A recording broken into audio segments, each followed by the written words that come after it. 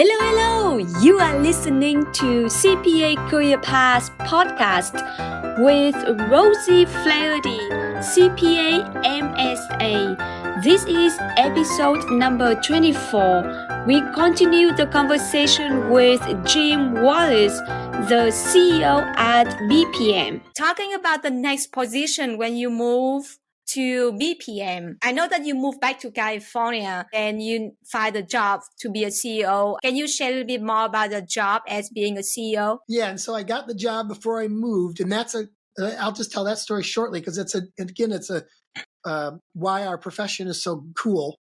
I decided that Marianne and I wanted to get back to California, and within like 60 days after making that decision, I ran into a friend of mine, but he was a consultant in the business and everybody knew him. His name was Sam Allred, and he ran the Upstream Academy, and everybody knew Upstream Academy. Everybody knew Sam. Sam and I had always been close. And I just said to Sam, Marianne and I are ready to try something different. And we'd really like to get back to California. And that was in September, maybe. And in November, he called me and he said, I have a client. It's BPM. They need a new CEO.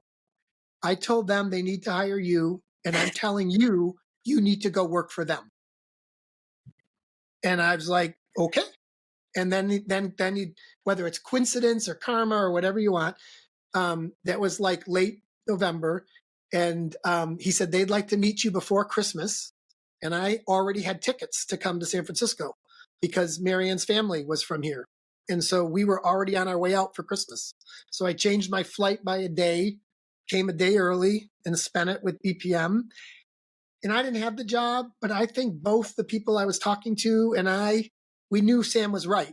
That they wanted and needed me, and I wanted and needed them. And so then it was a long process. It took a year of meetings, but eventually we decided that was the right thing to do. And I came out to BPM as the CEO. And then I had been in management for quite a while, but I'd not been a CEO, and it's a little different. So I had to learn new things. And I'd also been at the same firm for 25 years. So I needed to learn that people always often ask me what would I do over, or what was my biggest mistake? When I got here, I just assumed that I would have the same level of trust with the partners that were here that I had with my partners at Rehmann. I didn't put enough thought into the fact that I had 25 years to develop that partnership, and these people didn't know me at all. So I should have been more patient and spent more time getting to know people. It all worked out, and we got tons done in the first 18 months, tons done, more than any of us expected. But it was not as smooth as it could have been had I been more thoughtful about the trust element that we just talked about. You did mention about multiple challenges when you start being a CEO at BPM.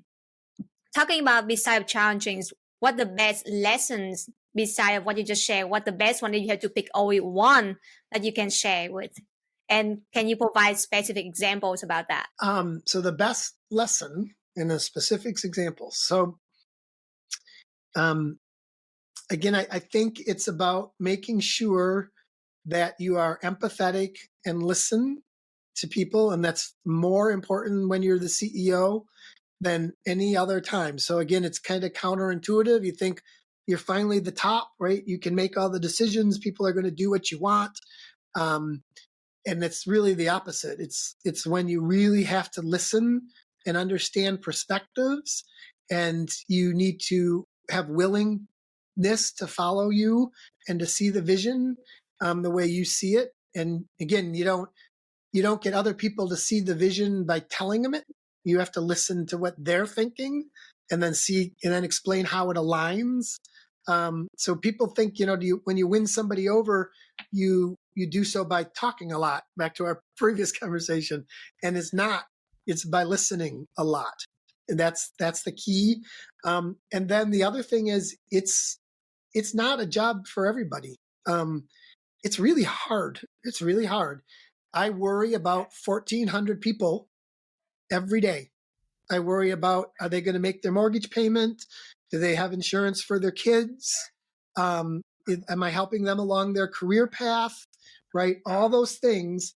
It's really hard, and it's not a job for everybody. You have to have a lot of caring in you, and you have to be willing to take responsibility for a lot of people. And COVID, as we say in Massachusetts, I think you're in Massachusetts, right?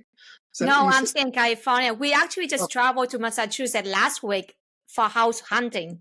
And so we went to the very, very funny weather when it's snow and raining at the same time. And then we have to go out and look for houses.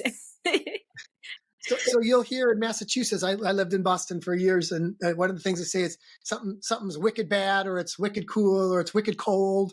Wicked, they put wicked in front of things. So being a CEO during COVID was wicked hard. It was really, really hard, because everything you did, you knew impacted 1,400 people every single day. And it was just so important to get it right. And you can't get everything right, but it was so important to get as much right every day as you could get right. So that was probably the absolute hardest time in my career. 2020, 2021, 2022 is brutal. Yeah, I think that was a difficult time for everyone as well, from leaders to staff to employees. Everyone. It's just very challenging at that time. I'm just wondering, because you are the CEO, you are on the top of the firm, and you care about people, you worry about people. How do you reach to people at not the bottom, but the lower level of the firm, like staff, like first year staff, second year staffs? Because for us, when we're thinking about CEO, was like, oh, I would never talk to CEO. He's high up. Or I would never see him because he high up. How do you do in that case? Well, I'll give you one you wanted a specific example on something else, but this would be we do a CEO book club. It's called Books and Beverage with Jim. We do 3 or 4 books a year, and anybody can join. And we have anywhere from 30 to 60 people. There's a core group that does a lot of books, but every time there's somebody new, another 15 or 20 or 30 people that are new. It's the full range, a spectrum of new people to, so that's one way. And nothing's off limits. We talk about everything. It's just a group of people. So that's a lot of fun. I love doing that. And we have a lot of interaction. I try to attend in events. I go to offices and I have open office. People can stop in and just talk and say hi. And a lot of people do. So that's another thing. We do a town hall every quarter, and we get of our 1,400 people, we usually have like 1,000 attend. And then we do both submit questions in advance, or you can put questions in during the meeting. So there's an open session where I answer questions for people that, during that time as well. So there's lots and lots of things you can do. But you're right. When you're the CEO, it's not just new people. You hear less as CEO than you did at any other level in my career. But I hear more from other people, but I don't hear them from the actual person who's got something to say. So you have to really work hard to pull it out and to make yourself approachable. Like it's okay. So it's a hard thing. But books and beverages with Jim would be my primary example. We do that 4 times a year. I like that. I love reading books. I listen to audio book every day. What's the most recent book that you just finished in that group? So can't remember the title of it, but it was about psychological safety in the workplace. And so we started by doing books that were important to me in my career, but we kind of worked through several of those. So then we let other people submit books. And so the last one was on psychological safety and this exact topic. How do you feel safe? Like talking to the CEO. What are you doing to create an environment where everybody can feel safe, being who they are, bringing up their points, expressing themselves. So that was the most recent book. I got to admit, I like the topic, but the book was very academic. So that was a hard one. to do. So we've done different books. When we first started, like I said, we did books that were important to me. So we did 7 Habits of Highly Effective People from Covey, and we did How to Win Friends and Influence People with Dale Carnegie. Those were 2 of the first books we did. I love those books. I read those books. I think How to Win Friends, that book I read multiple times. And then one of the ones that was most moving, and I'm not gonna get it right, but it was by Frankel, and it was Man's Quest for something, but it's about being in a World War II concentration camp. That book was brutal. He does not, I mean, you can't, we all have an image of what it must have been like, but he tells it just like it was. And I was really nervous that was going to be too much. And it was by far the favorite book we've done. People cried, it was brutal, but it brought us together, and we were all in the same boat. We were all like reading this book, and we'd get together and we're like, I don't know if I can finish this. Right. But we did. We all got through it. That's amazing. I love that. It was really good. It was really good. I'm looking forward to that. I will join that club for sure. I wish I could. I'm just looking. I wish it was right here. I'll tell you the name of it. Okay, no, I can't find it. But anyways, I think I gave it to somebody to read. Anyways, it's a great book. I love books. I listen to podcasts, listen to audible books. I feel like now for me to read the book, it takes a lot longer by just listening. So I can listen to the book, audible books when I do dishes, when I do cleaning, when I drive. I've got hundreds of books in Audible. Yes, you and I are alike. Yes, yes. But I would suggest, I know this is tends to be more younger crowd, but if there's anybody out there who's got a group of people they're leading and their book club, do a book club. It's great. It's a great way to do it. Yes. And I'm planning to join Toastmaster as well. A lot of people suggest me, you should go to Toastmaster. I love public speaking. So book clubs and Toastmaster, those are 2 groups that I strongly recommend for young generation. You should join those 2 clubs. Yep. Talking about young generation, for people who just recently graduate or people who just changed their career to accounting, I'm just wondering if you can provide some advice, some tips for them to start their career. Yeah, so we've covered a little bit of it, but I'll repeat them. So ask questions, right?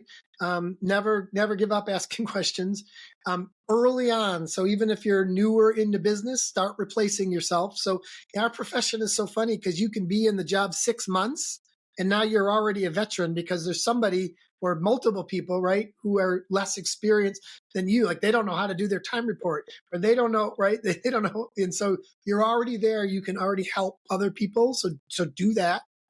Focus on helping others. You're never too young to focus on helping others. And then be confident because the newer team members are much more in touch with technology or the latest way to do things, right? And so you can bring something no matter how much accounting experience you have, you certainly still have life experience from a different time than maybe the people you're working with or for, right? So anybody can pretty much tell me something about technology that I don't know, right? So we were joking when we were getting, I've got my new microphone. I've been carrying it with me for 2 years because I'd never set it up. And I said, for Rosie, I'm setting up the new microphone. But 2 years I carried that stupid thing around, right? So people know technology, newer people know technology that even people 5 years older, 10 years older, it's a mystery to them. So you can contribute. So feel confident in contributing because you have things that you can contribute right away.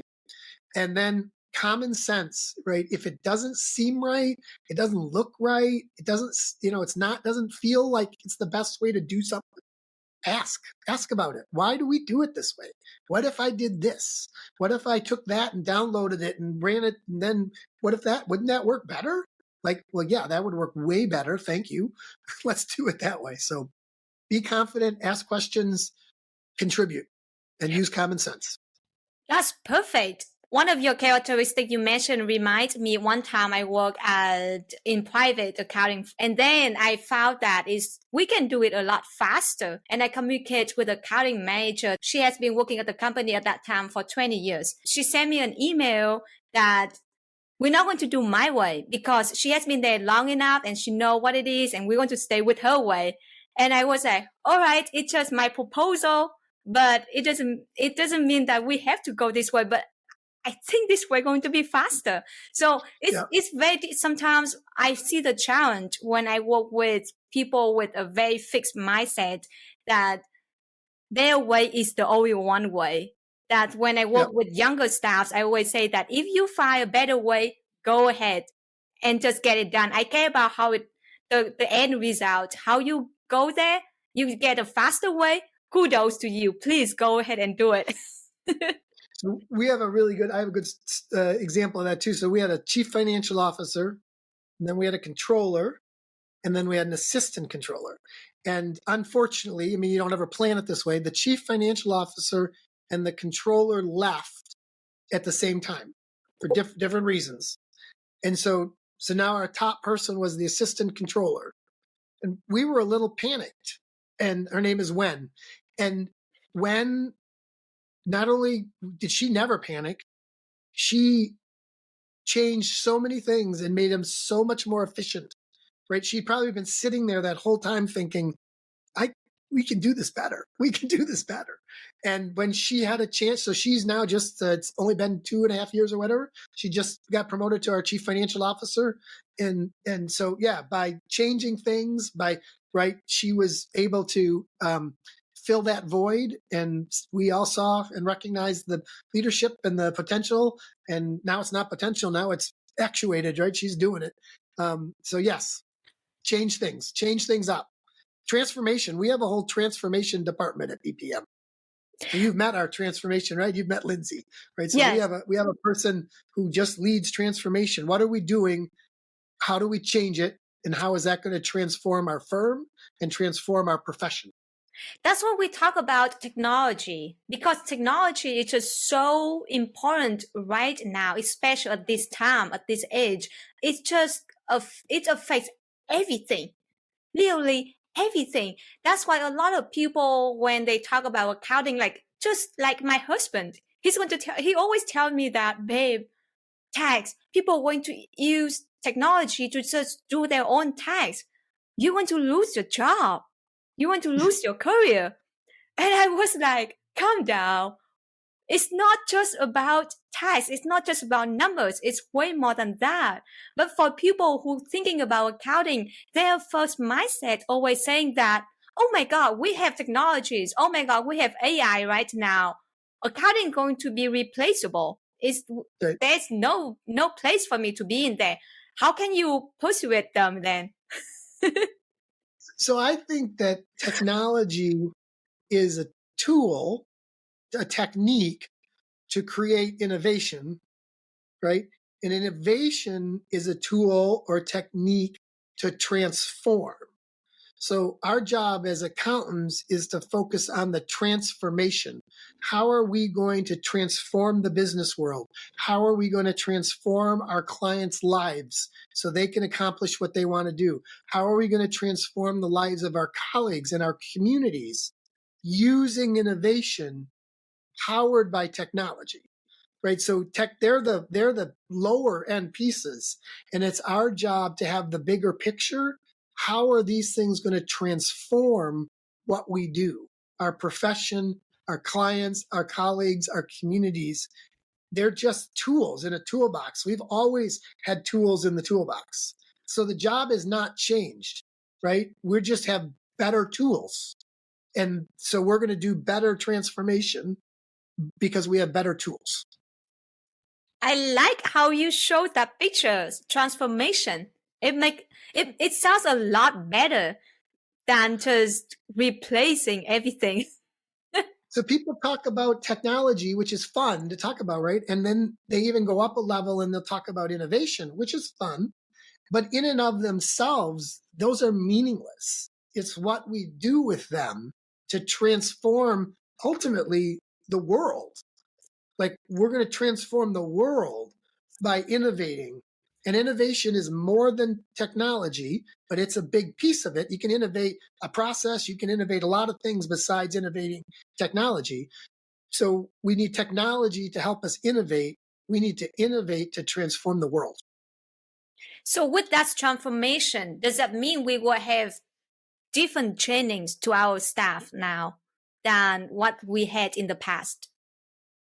Yeah, but again, I think it's a natural evolution. It's just faster. So what I like to show, I did a partner retreat for a big firm in the Rocky Mountains, and I said, "How many people are using Chat GPT?" And nobody was. So we just did a little demo, and we just typed in, I'm a manufacturer in the Midwest, and I want to open a business in India, a manufacturing facility in India. What do I do? What do I consider? And please cover tax issues. Right. And so, you've done it. Right. So within 30 seconds, right, I have a whole outline. Right. And they were like dumbfounded. And I said, now, okay, this is what you used to do and bill for. So now they don't need you, but they still need you, because what does this mean? And how are they going to do it? And what personal experience are you going to add to improve on it? And then think how much more valuable that is, so we can bill more for it, not less, because we didn't have to sit around and look up the reg and figure out the corporate structure, right? That's all done. So now we're going to spend all of our time helping them figure out how to pull it off, get the right people, and all that stuff. So yeah, it's no different than what it ever has been in my 40 years. It's always been the same thing. Something's always coming along to helping us be more efficient, and we have to add value on top of that. And we'll keep doing that. That's amazing. That's so true. That's what I feel like. That's what we in the industry, we understand that, but we need to explain to people not in the industry to also understand on the same page about what we are doing. So they're not afraid of jumping in this industry or this profession, saying that our profession is secure. We're just getting better, not replaceable. We're just moving better, faster, and further. Which is the whole world, right? So if we don't, we will be left behind, right? If we don't move faster, we will be left behind, because what changes in a day to day, this is not an exaggeration, what changes in a day to day when I was new would take months, right? The difference between what I'm going to do tomorrow because of innovation and what I do today when I first started would have been a year what took place, right? And so we absolutely have to just be quicker on our feet. But again, technology helps us with that, right? So it's easier to be quicker because we've got innovation and technology to support us. That's true. And so talking about that innovation and transformation, we have less people in accounting and a lot of these people who don't want to be a CPAs because people may think that they may not need a CPA license to be successful in this career. Can you say some values, some important aspects of being a CPA comparing with no CPA? Yeah. So it partly is that apprenticeship model, right? So the experience you gain by being a CPA and working in a wide range of specialties. The exam itself, is made up of multiple special parts, so you can't just be a very slice. You have to have a broad base of experience. The interaction with a wide range of clients is hugely important. The things I learned at General Motors were not the same thing I learned at the Northwood Institute, the little college and university that I did, right? Completely different experiences, but all of those I can call on and have, as a base of experience. The ability to work with, for example, CEOs and C-suite people of wide range of industries, a $5 million business and a $5 billion business, right? To have that range of experience, that's what makes being a CPA unique and very different than a lot of professions. And then the whole licensure aspect and the professionalism that comes with that, the continuing professional education that you have to have. You alluded to earlier, the trust, the respect and trust that you get, which again opens doors for you, gives you access to things that you otherwise would not have had. Yeah, so even if you don't believe you want to be a public accountant for life, it's a great way. It's not so true today because we have fewer, but it used to be you could always leave public accounting for another job, but you couldn't always get into public accounting later. Now that's not so true now because we have a shortage, right? So we'll take people at all different stages of life. But when I started, you needed to get in early because when you were 30, people weren't going to hire you as an entry level accountant, right? So, but to get in early and have that plethora of experiences early and sets the stage for whatever you want to do, whether it's inside public accounting, not whether it's, and then another thing is people want to be entrepreneurs. Public accountants are entrepreneurs. We all own our own business, right? If you stay in it long enough and you work hard enough and you do well enough, you get to own your own business. I'm one of 80 people who owns a $270 million business. I'm an entrepreneur. It's a great gig. That's amazing how you explain in that way. Do you have any thoughts about 150 credits to be able to be a CPA? Because it has been such a hot topic right now. People talk about that all the time. I have lots of thoughts. And you're right. It's hot and it's controversial. And my first thought would be I would share is that it's in good hands. So Susan Coffey at the AICPA is smart and knowledgeable and on top of this. And that doesn't mean I agree with her. She and I have lots of exciting dialogue about this, but so we're on top of it. So I think the first thing to remember is that it took, and I might have the numbers not exactly right, it took 13 years to get 50 states to agree to be 150 hours. So whether you agreed with that, which I did not at the time, or you didn't, or you did agree with it, it doesn't matter. That ship has sailed, right? It's done. It's the law in 50 states, right? And so it would take 13 years to unwind it. And so that's not really practical, right? And what it got for us was reciprocity across all states. Our firm can work in any state. And if we start unwinding it one state at a time, that is going to be a huge problem. So it's 150 is here. It's here to stay for 13 years, at least, whatever. So what we need to do is figure out really hard questions like equivalency. Is there something else besides 150 hours that other states' legislatures will approve or state licensing boards will approve? Those got to be done really carefully, one at a time, make sure, because we don't ever want to lose any state and not have reciprocity. So they got to be done one at a time.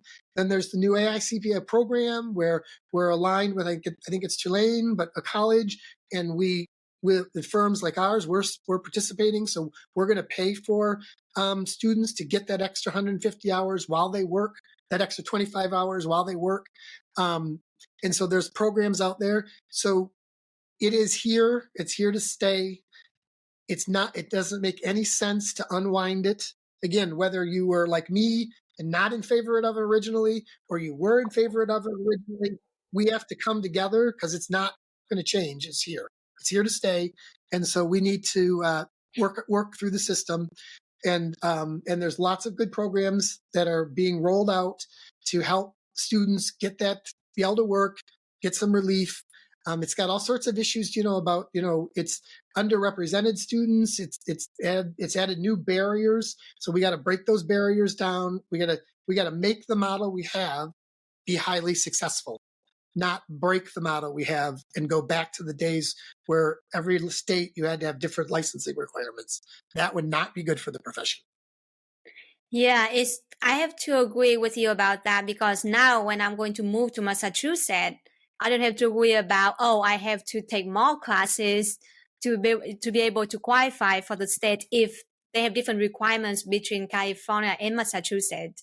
So I just Right. need to worry about to get I believe it's just transferable work to get the license in Massachusetts. And that's just one example because you're one person. But imagine if you were a company and a firm, and even if you're just a little firm and you're only in Raleigh, North Carolina, right? But your client has something that needs to be audited in Massachusetts. Now your whole firm's not licensed. You can't, in the old days, you couldn't do that, right? You would have to get a firm or you would have to get licensed or you'd have to, right? And you don't even want to be in Massachusetts. You're just trying to serve your little client in North Carolina, but they have a subsidiary in Massachusetts, right? So that it would be a nightmare to go back. But like I said, this is a top priority. As you know, you're actively involved too. It's a top priority at the AICPA. And I know that they've got great minds working to solve. Yeah, we discussed a lot when I was at AICPA, either events or meetings. We discussed so much about this and so many different thoughts, arguments, agree, disagree about 150 credits. You mentioned about different programs. So talking about different programs to be able to get 150, a lot of people, they taking master degrees path in order to meet the 150 credits for the CPA license, because I believe now you do not need to have 150 credits to sit for the CPA exam. You can take Correct. CPA exam before you get 150 credits. That's a great move. But now talking about the master degrees, like for me, I got my master degree, be able to have 150 credits, but then I got master degree in accounting. And then later I choose to work in tax. I was like, I wish I didn't take my master degree until I know what I'm working on. And so I can focus on the master degree that's going to assist my career growth. I don't know, at that viewpoint from you as a CEO, how would you recommend people to meet that 150 degrees if they should or should not get the master degrees at early stage? Yeah, so I think you're right. I think to just get the 150 without worrying about the masters, there's some advantage because you can be more selective. So I would suggest a lot of communication courses, writing courses, those kinds of things, because then they would help you regardless of what you went on to do. And I think that you probably, especially if you were able to take some graduate level courses, you would get some credit towards a master's if you then later chose to go on for a master's of taxation or something like that. So yeah, I would agree. And then I think with all the certificate programs, so you, for example, if you were interested in some kind of specialty tax, you don't really need to get a master's in tax. There's like I know, like at Golden Gate University here in San Francisco, they have a certificate program in international tax. Like, so you could go and really just take college level graduate courses on international tax and end up with a certificate. And then you would have that deep knowledge of what the area you wanted to specialize in. So I would consider those kinds of things like communication courses that make you a well-rounded person, and then holding off and then taking a deep dive into your specialty, which may not result in a master's, but results in you being a specialist. That's what I'd suggest it'd be the alternative to the master's. That's good because that will save some good money there. You could save some money there as well. And then there's this new program with the ICPA where firms are agreeing to sponsor. I don't know how many people we are, but we're agreeing to hire a certain number of people with 120 credits or 125 credits, and then they'll work for us on a reduced schedule, and then we'll pay for their final 25 or 30 credits over a couple of years. Oh yeah, I heard about that at AICPA event last time, but I didn't know how many firms are actually involved in. But I think that's an amazing idea because people don't have to worry about go back to college, but they still can obtain the experience at the same time getting 150 credits. That's super practical about that. Yeah. And that's how it started. When 150 hours became the new requirement, most of us firms assumed we were going to pay for those extra 25 or 30 credits. But back then, we still had a lot of people interested in the profession. So we soon learned that we didn't have to pay, right? So we could hire people. We could wait till they had 150, or we could hire them at 125 or 30, but they paid for their own. But now the pendulum has swung again. And right now there's not a lot of people. So now it's economically attractive for us to contribute again. So some of that depends on the economy, the flow of students and those kind of things. I'm just curious. It's just my thought. I feel like we're talking a lot about shortage. We're talking a lot about that we don't have enough people. But for me, when I think about COVID, people worry about, a lot of jobs going to be gone. Oh, housing market's going to be crazy. And so think about that housing market, for example, for COVID. After COVID, housing market is crazy. People want to go out and get buy the house. Housing prices ridiculously high. And so now talking about shortage in accounting, I feel like right now people say we don't have enough people. At the same time, we have so much technology coming in.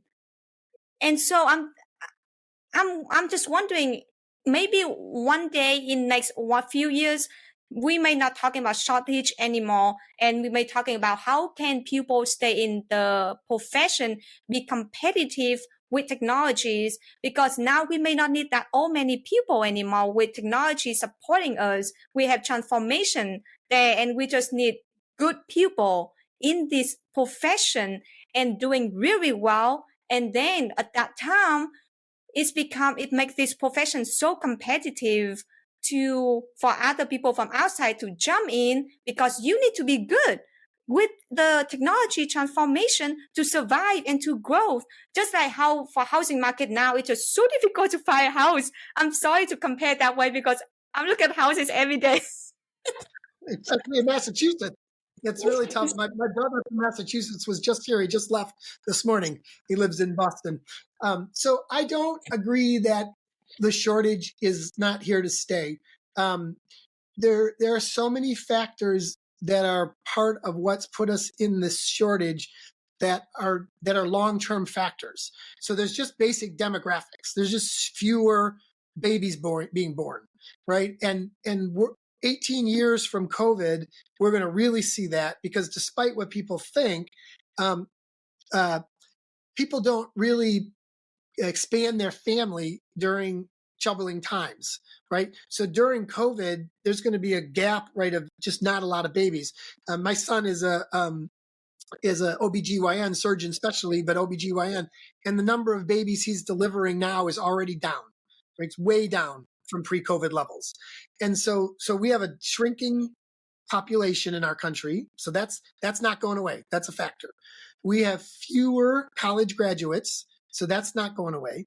We've got kids who missed a year or 2 years of college. So that's not long term, but that's going to be a 4 or 5 year run before they're all caught back up. So that's not going to go away. We are a tough profession who prides itself on working hard. And so that image we need to change, right? We want to be a flexible profession that helps people be successful to achieve their dreams. But that image is not going to change in a year or 2 years. So that's not going to go away. We got to work really hard on that. And then the technology piece, actually, that's what started, in my opinion, the shortage. Pre-COVID, a lot of big firms announced that they were going to reduce their hiring 30 to 50% because of technology.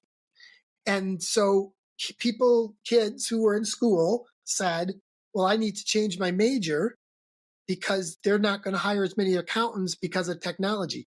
That started before COVID. That started in 2016, 2017.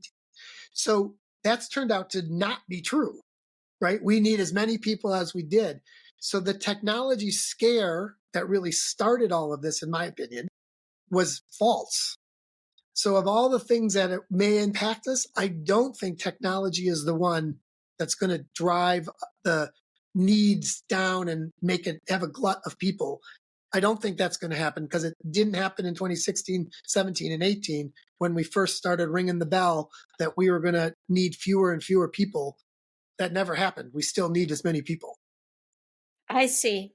Long term. And I think it mostly revolves around our image. And that's why I was so happy to be with you, because this is a great opportunity to change our image, right? So, but it's when I started, you worked 3,000 hours and you bragged about it. People your age, my kids' age, they think I'm an idiot that I ever bragged about working 3,000 hours, right? Nobody wants to work 3,000 hours. That's crazy talk, right? And so we've got to change that image that this is not a profession where people work 2,800, 2,900, 3,000 hours.